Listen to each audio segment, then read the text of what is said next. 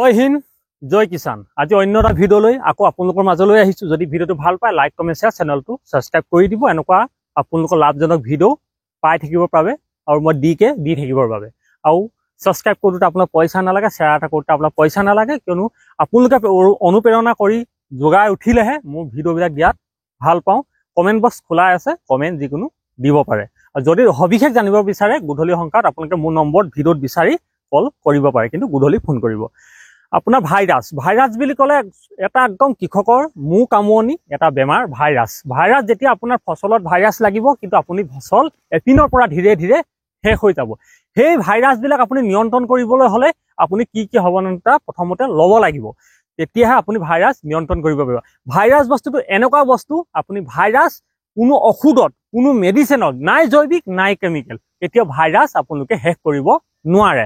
Virus এইটো বেমাৰটো এনেকুৱা বস্তু, সেইকাৰণে ভাইৰাছ নিয়ন্ত্ৰণ কৰিব পৰা যায়। ভাইৰাছ আপুনি যদি নিয়ন্ত্ৰণ কৰি ৰাখিব পাৰে, আপোনাৰ ফচল হওক, যিকোনো ফচল, আপোনাৰ জলকীয়া হওক, আপোনাৰ তিয়ঁহ হওক, তিতা কেৰেলা হওক, যিকোনোতে ভাইৰাছ লাগে। সেই ভাইৰাছ আপুনি নিয়ন্ত্ৰণ যদি আপুনি সঠিক উপায়, সঠিক ঔষধে নিয়ন্ত্ৰণ কৰিব পাৰে, তেতিয়া আপোনাৰ ফচল ভাইৰাছৰ পৰা মুক্ত হ'ব। কিন্তু মই এইখিনিতে কওঁ, মই যিটো আজি ভিডিঅ' উপস্থাপন কৰিব লৈছোঁ, ভিডিঅ'টো কোনো প্ৰমোচন কৰা ভিডিঅ' নহয়। এটা ভাল ঔষধৰ আপোনালোকক মাজত আগবঢ়াই দিম বুলি ভাবিছোঁ। ব্যৱহাৰ কৰি চাব, 100% ৱাৰেণ্টি আছে। আপুনি 20 পৰা 22 দিনত শুদ্ধ এটা ৰিজাল্ট পাব। আহক, বেছি দেৰি নকৰি, বেছি পলম নকৰি আজি এই ভিডিঅ'টো মই ডাইৰেক্ট ভাইৰাছ আপোনাৰ কোন সময়ত কেনেকে ভাইৰাছ লাগে বুলি ক'লে ভাইৰাছ কেনেকে আহে, ভাইৰাছটো কি বস্তু। যেতিয়া আপোনাৰ এটা সময়ত ধৰা 2 মাহ 3 মাহ বা 4 মাহ দিন ধৰি যদি বৰষুণ নহয় আমাৰ পৃথিৱীখনত বা আমাৰ জেগাডোখৰত, বৰষুণ নোহোৱাৰ ফলত কি আমাৰ জলবায়ুটো অতিৰিক্ত বেয়া হৈ যায়। বেয়া হৈ যোৱাৰ পিছত সেই জলবায়ুটোৰ লগত বিভিন্ন ৰকমৰ বেমাৰৰ লগত ভাইৰাছ বেমাৰটো বতাহৰ লগত মিহলি হৈ আপোনাৰ আন এজেগাৰ পৰা আন এখন বাৰীলৈ পটাকনে গুচি আহে। আৰু যদি মাজে মাজে বৰষুণ হৈ থাকে, মাহেকত যদি 2 বাৰ এবাৰ বৰষুণ হৈ থাকে, তেতিয়া এই ভাইৰাছ বেমাৰটো বহুতখিনি নিয়ন্ত্ৰণ হৈ থাকে। আপোনালোকে এটা মনত ৰাখিব। আৰু 2 নম্বৰ হ'ল আপোনালোকৰ পোক, আপোনাৰ যিবিলাক হোৱাইট ফিলাৰ, লিফ, যিবিলাক পোক আছে, পোকবিলাকে কি কৰে, আন এখন বাৰীৰ পৰা যেতিয়া আন জেগালৈ যাব, আন যদি ভাইৰাছ লগা গছ এজোপা আছে, গছজোপাত যদি তেওঁ পৰি আকৌ আন এজোপা গছত আহি পিনি তেওঁ ভাইৰাছটো এৰি দিয়ে। এৰি দিয়াৰ পিছত প্ৰথম আপুনি বাৰীখনত মন কৰিব, আপোনাৰ গোটেই বাৰীখনত খুব বেছি 2জোপা বা 3জোপা গছতে প্ৰথম ভাইৰাছ বেমাৰটো দেখা দিব। কিন্তু ধীৰে ধীৰে কি হ'ব, আপোনাৰ ইজোপা গছৰ পৰা ইজোপা গছলৈ ভাইৰাছটো গৈ থাকে। একচুৱেলি সেইকাৰণে সেই ভাইৰাছৰ পৰা আপুনি হাত সাৰিবৰ কাৰণে 1 নম্বৰ আপুনি আগবঢ়াই ল'ব লাগিব পোকৰ ঔষধ। আপুনি যদি পোকটো নিয়ন্ত্ৰণ কৰি থাকিব পাৰে, প্ৰতিষেধক ভালকে দি থাকিব পাৰে, আপোনাৰ বাৰীখনত 10 দিন বা 12 দিনৰ মূৰত যদি আপুনি যিকোনো ঔষধ মাৰি থাকিব পাৰে ভালকে, পৰাপক্ষত আপোনালোকে জৈৱিক ব্যৱহাৰ কৰিব। জৈৱিক কৰিলে স্বাস্থ্যৰ কাৰণে ভাল। মই যিহেতু জৈৱিক কৰোঁ, যদি কেমিকেল কৰে আপুনি কেমিকেল ঔষধকেইটা আপুনি 10 পৰা 12 দিনৰ মূৰত ভাল এটা পোকৰ হোৱাইট ফিলাৰ হওক, থিপ হওক, সেইকেইটা বেমাৰৰ পোকৰ ঔষধ স্প্ৰে আপোনালোকে বাৰীত কৰি থাকিব। কৰি থকাবিলাক কি হ'ব, সেই আন জেগাৰ পৰা আন জেগাৰ যিটো পোকে লৈ অহা যিটো ভাইৰাছ, সেই ভাইৰাছটো আপোনাৰ নাহে। কিন্তু জলবায়ুৰ লগত যিটো ভাইৰাছ আহে, আপোনাৰ যিটো চাইডে আপোনাৰ বতাহ প্ৰথম সোমাই আহি বা মুকলি আছে, সেই চাইডে পাৰিলে এখন চিটনেট দি দিয়া ব্যৱস্থা কৰিব। আপোনাৰ 4-5 ফুট মানকে, তেতিয়াও ভাইৰাছটো আপোনাৰ বহুতখিনি নিয়ন্ত্ৰণ হয়। কিন্তু যদি আপোনাৰ সেইখিনি কৰাৰ পিছত যদি আপোনাৰ বাৰীখন সুকলমে আছে বা ভালে আছে, তেতিয়াহ'লে টেনশ্যন নাই, আপোনাৰ বাৰীখন ভালেই থাকিব। যদি তাতো যদি আপোনাৰ ভাইৰাছ লাগি গ'ল, ভাইৰাছ আপুনি কিদৰে নিয়ন্ত্ৰণ কৰিব? আপোনাৰ ভাইৰাছ লাগিলে লক্ষণ কেনেকুৱা হয়, আপোনাৰ পাতটো ওপৰ চাইডে নাওখনৰ নিচিনা হৈ যাব, কেঁকুৰা হয়, এনেকৈ নাওখনৰ নিচিনা হৈ যাব, এনেকুৱা ধৰণৰকৈ হৈ যাব। নহ'লে আপোনাৰ পাতটো তল পিনে এনেকৈ কেঁকুৰা হৈ যাব। কেঁকুৰা কেইবাটা প্ৰকাৰত হয়, এটা পোকৰ পৰাও হয়, এটা ভাইৰাছৰ পৰাও হয়। বিশেষকৈ ভাইৰাছৰ পৰা যিটো হয়, সেইটো আপোনাৰ ওপৰ চাইডে মূৰ কৰিব আৰু গছজোপা ধীৰে ধীৰে য়েল্ল' কালাৰ হৈ যাব, তাৰমানে হালধীয়া কালাৰ হৈ গৈ থাকিব। সেনেকৈ গৈ থাকোঁতে কিবা গছজোপা দুৰ্বল হৈ পৰিব। দুৰ্বল হোৱাৰ পিছত আহাৰ খাব নোৱাৰে, গছজোপা ধীৰে ধীৰে আপোনাৰ মৰিবলৈ আৰম্ভ কৰিব। কিন্তু আমি যদি তৎক্ষণাত ৰিজাল্ট ল'ম বুলি ভাবোঁ, যিহেতু মই ব্যৱহাৰ কৰিছোঁ, মই ৰিজাল্ট পাইছোঁ, সেইকাৰণে আপোনালোকৰ মাজলৈ আজি ঔষধটো আগবঢ়াই দিম বুলি ভাবিছোঁ। 2টাকৈ ঔষধ আছে। এইকেইটা ঔষধ এটা হ'ল আপোনাৰ মিথিচাইড, এটা হ'ল ভাইৰাছ জি। এই 2টা এনেকুৱা চাণ্ডাৰ ঔষধ, প্ৰপাৰ জৈৱিক, এইকেইটা কেমিকেল নহয়। আৰু এইকেইটা আপোনালোকে মোলৈ ফোন কৰিব নালাগে, অনলাইনত এইকেইটা ঔষধ উপলব্ধ আছে, আপোনালোকে ফোন কৰিলেই হ'ল, আপোনালোকে পাই যাব। এইটো হ'ল আপোনাৰ মিথিচাইড, এইটো হ'ল ভাইৰাছ জি। ইয়াৰ কাম কি, মানে যেতিয়া আপোনাৰ বাৰীখনত ভাইৰাছ লাগি যোৱাৰ পিছত এই পোকে লগায়, আপুনি যিকোনো ঔষধ মাৰি থাকিলে কি হয়, পোকে যে নিয়ন্ত্ৰণ নোহোৱা হয়।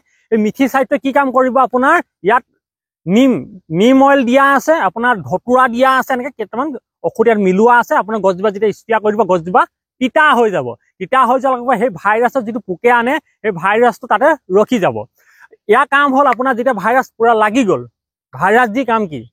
ভাইৰাছ দিয়ে কি কৰিব, আপোনাৰ যিটো পাত লাগি গ'ল আগতে সেই পাতটোতে বেমাৰটো ষ্টপ কৰাই দিব, আগলৈ যাবলৈ নিদিয়ে না, বাঢ়িবলৈও নিদিয়ে কমিবলৈও নিদিয়ে, ষ্টপ কৰাই দিব। ষ্টপ কৰাই দিয়াৰ পিছত কি হ'ব, আপোনাৰ যিটো নতুন পাত ওলাব সেই নতুন পাতটো আপোনাৰ ভাল হৈ ওলাব, তাৰমানে বেয়া নহয়।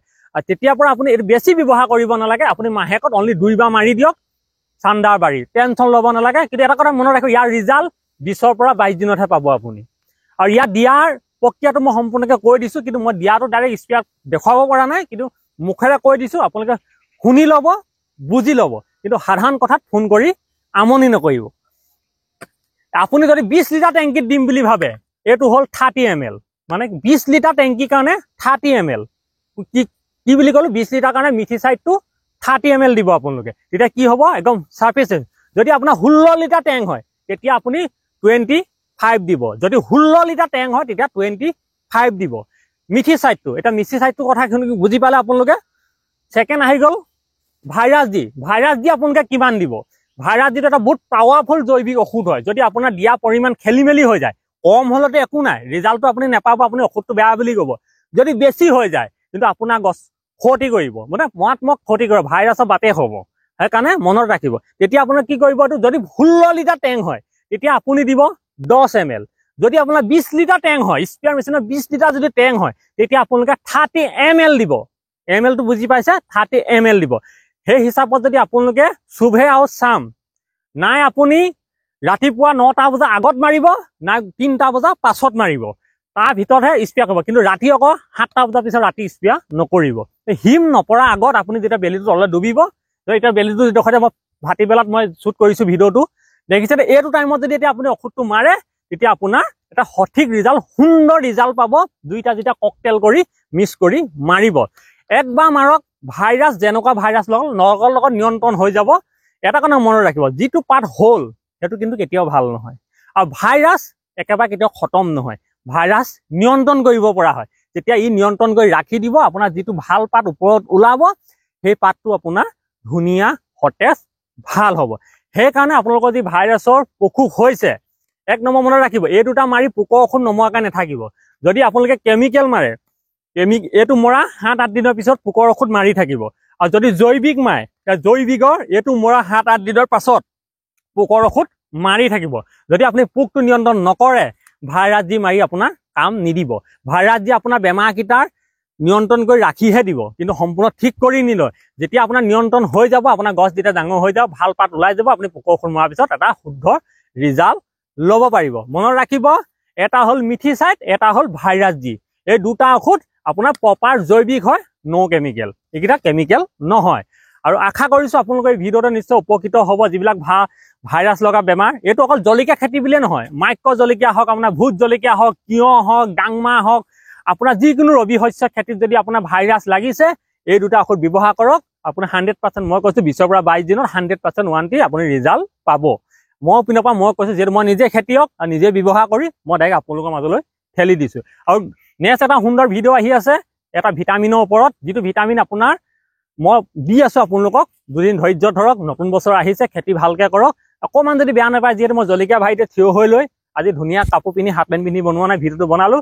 এপাক যদি আমাৰ কেমেৰামেনে জলকীয়া কিছু অকণমান দেখুৱাই দিয়ে, কৃষকক ভাল পাব, এইজোপা দেখুৱাই দিয়া।